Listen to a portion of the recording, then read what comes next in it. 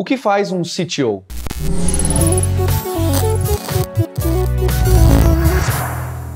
Eu sou Paulo Silveira. Eu sou o Fábio Akita. O Akita está aqui hoje, eu acho que tem um assunto que é sempre dúvida de muita gente que trabalha com tecnologia, porque a gente tem esse sonho, Akita, não sei se faz sentido ter ou não faz sentido, eu falo, poxa, eu quero um dia na minha empresa ser o CTO, ser a CTO, eu quero trabalhar aqui, subir na carreira, e o grande papel que eu vejo é ser essa pessoa que faz o quê? É chefe técnica, ela lidera equipes, ela decide stacks. Porque eu sempre brinco, eu falo que a gente tem, quando a gente começa na carreira de tecnologia, a gente tem a síndrome do CTO.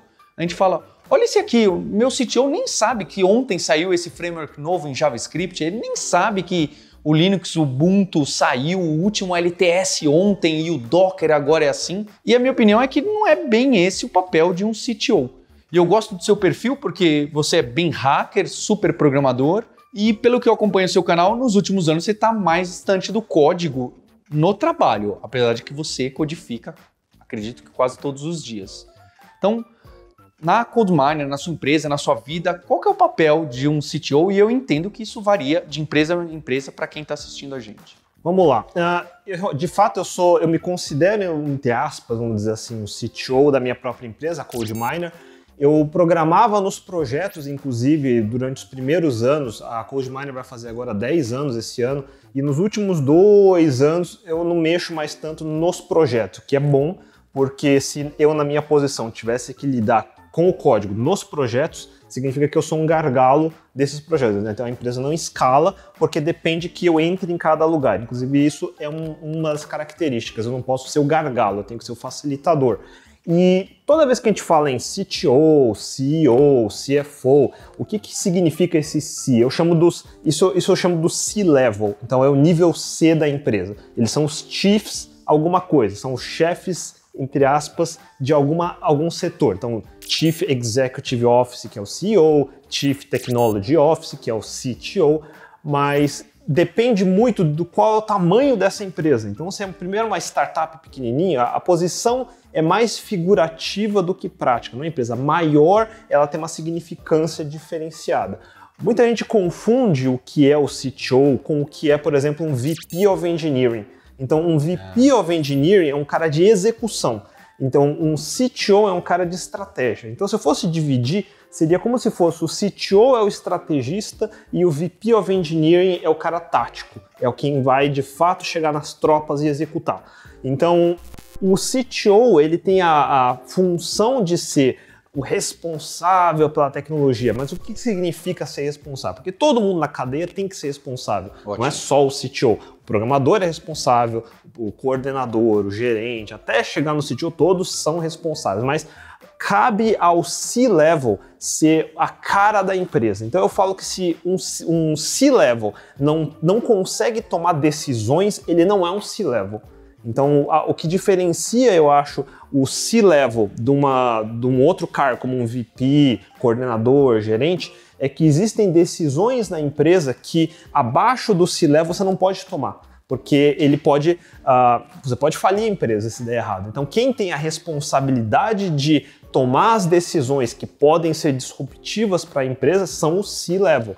Então, se a empresa tem um nível C, que é toda hora em cima do muro, não toma decisão, toda hora tem que ficar fazendo votação para tudo, eles não são bons C-Level, porque ele trava o andamento da empresa, ele trava a eficiência, ele trava a produtividade. Então, um C-Level tem que ser o cara que está atento ao que acontece em todos os setores da empresa e toma as decisões mais difíceis que as outras camadas não conseguem. E aí, uma vez tomadas as decisões, o VP of Engineering começa a executar. Precisa contratar um fornecedor, contratar mais gente, precisa mover pessoas de equipe, precisa mudar os processos. Aí o VP of Engineering vai desenroscando para baixo. Então, não é só, é legal ver tecnologias novas, fazer pesquisa, isso também faz parte do que o CTO tem que fazer, mas eu acho que se fosse resumir muito curto, ele é o cara que tem que tomar as decisões, tem que estar atento ao que está acontecendo, por isso ele também tem que saber o que está acontecendo, entender das tecnologias, ele não precisa ser o melhor na tecnologia, mas ele precisa saber quem é o cara bom na empresa dele, que ele consegue puxar. Esse cara é bom de segurança, eu tenho que, toda vez que eu preciso, eu sei que ele responde. Esse cara é bom dos processos, então toda vez eu vou trazer ele. Então ele é o cara que orquestra todos os experts da empresa em alguma direção ou visão que ele quer alcançar. Então agora, sei lá, a empresa amadureceu, precisamos focar mais na segurança. Então o CTO começa a dar o kickoff nessa direção, então ele vai começar a forçar num certo caminho, ou então não, precisamos mudar de plataforma, então o CTO ele começa a fazer essa mudança macro e aí ele vai orquestrando para o pessoal das outras divisões começar a executar de fato. Então eu acho que o papel do CTO principalmente é ser a cara da empresa do ponto de vista de tecnologia, ser o cara que vai tomar as decisões, porque se ele não tomar decisão ele não é um C-level, e ele está olhando, tem uma visão de mais longo prazo, de estratégia do que seguir, muito mais do que mão na massa o dia inteiro, mexendo em código, fazendo coisas do dia a dia. Coisas do dia a dia já começa a ir para o resto da equipe, senão a empresa não escala. Se ele por muito tempo estiver fazendo coisas na mão, ele sozinho, a empresa não escala, porque está tudo na mão dele. Então ele não consegue evoluir, não consegue crescer. E aqui eu queria então colocar essa pergunta para você em relação à autonomia e decisão, porque eu acho que uma das imagens que a gente tem, acho que você colocou também muito legal o tamanho da empresa, né? Tem empresa que é o CTO, tem mais 3 pessoas de tecnologia, na verdade é uma liderança técnica, até porque não tem tamanho. Isso vai crescendo, o papel do CTO aparece mais, depois até esse VP of Engineer, que é super, para mim é super complicado, eu acho que você colocou muito bem. É óbvio que empresas mudam um pouco, né? Eu brinco que toda empresa tem nome de cargo, mas em empresas diferentes o mesmo cargo faz algo completamente diferente. A CodeMiner tem 100 pessoas. Aqui na Lura, né, o Sérgio Lopes, que é o CTO, ele tem um time também grande de tecnologia já.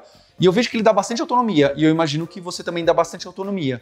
Até porque senão não escala, né? Se você for ficar tomando toda a decisão lá, onde faz seu deploy, qual vai ser esse detalhe da stack do framework, não vinga. Mas qual decisão está na sua mão, Fábio Akita, na sua empresa?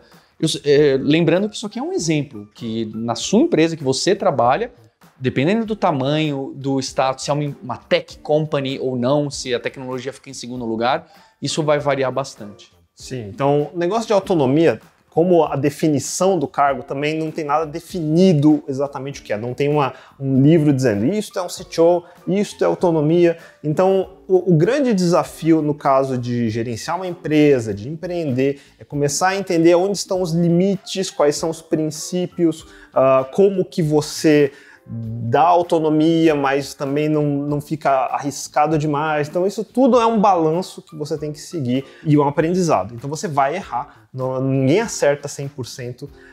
Então acho que o principal sobre a autonomia é o seguinte: você estabelece alguns princípios básicos, você espera que as pessoas sigam. Por exemplo, você não vai roubar, você não vai mentir, as coisas meio básicas que se a pessoa quebra esse básico, você não deve nem manter essa pessoa. Começa por aí. Eu costumo dizer assim, mau caratismo você não resolve. Se a mãe do cara não resolveu em 20 anos, não sou eu que vou resolver em 2 meses. Eu falo isso direto. Então, a partir desse ponto, você tá numa relação de confiança. Então, você ao contratar alguém, você já deu confiança para ela te representar frente às outras pessoas da empresa, frente aos seus clientes, por exemplo, ou usuários, no caso de produto. Então, essa pessoa ela já ganhou confiança. Agora, o problema é ela manter essa confiança ou ela quebrar essa confiança. E você vai gerenciando isso. Não adianta você contratar pessoas e não olhar o que elas estão fazendo. Aí a culpa é sua de deixar o cara fazer besteira e não saber por que ele está fazendo isso. Então você que tem que estar o tempo todo. Por outro lado, você não pode ser um microgestor que vai ficar monitorando. Tem caso que eu estava vendo, por exemplo, de empresa que está mandando o funcionário ligar a câmera 24 horas para ficar vendo o que ele está fazendo. É ridículo fazer um negócio desse. Se você desconfia tanto do cara a ponto de ter que ver o que o cara está fazendo 24 horas por dia, é melhor você mandar ele embora. Exatamente. Então se você já não confia na pessoa nesse sentido, manda embora. Você não pode manter um cara que você não confia. Ou você muda a sua posição, ou você melhor não ter as pessoas. porque não vai evoluir dessa forma. Então, a questão da autonomia é mais uma questão de tentativa e erro. Você vai dando responsabilidades, vê a resposta dessa responsabilidade que você deu, se foi boa, se foi ruim. Se foi boa, você vai dando mais desafios. Se foi ruim, você dá esse feedback negativo, dá caminhos que ele pode mudar e testa de novo. Então, toda vez é uma iteração. A autonomia vem pequenos passos. Você começa dando uma tarefa, uma responsabilidade, tipo comunicar com o seu colega do lado. Ele consegue fazer isso. Agora você vai comunicar, vai tomar decisões no processo, consegue fazer isso. Então você vai agora conversar direto com o cliente, ele consegue fazer isso. Então você vai desenroscando à medida que você vê que ele tem a disposição e o talento e a responsabilidade de fazer.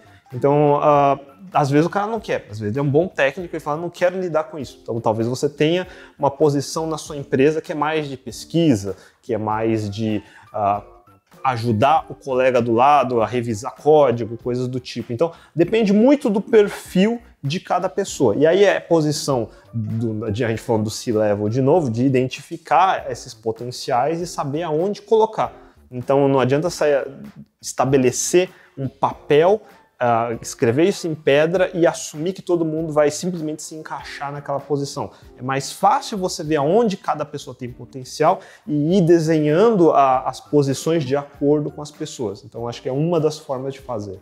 E a gente também tem uma conversa no podcast do Hipsters.tech com CTOs e uma CTO também.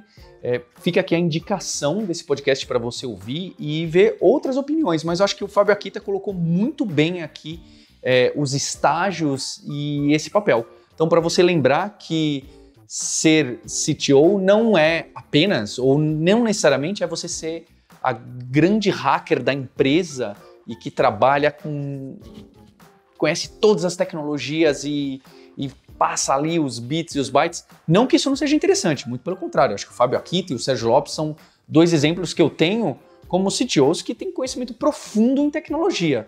Mas tem outros que não têm conhecimento tão profundo e nem é essa necessidade nesse estágio da empresa. Então é realmente algo que é bastante debatido e vai depender muito. Então, se você deseja ser um CTO, saiba que não necessariamente você vai passar o dia inteiro escrevendo códigos muito legais. Aliás, a probabilidade vai diminuindo que você vai ter essa oportunidade de colocar a mão no pull request de todo mundo da empresa e ficar apontando que faltou ponto e vírgula, não gostei desse estilo, onde você vai precisar soltar um pouco.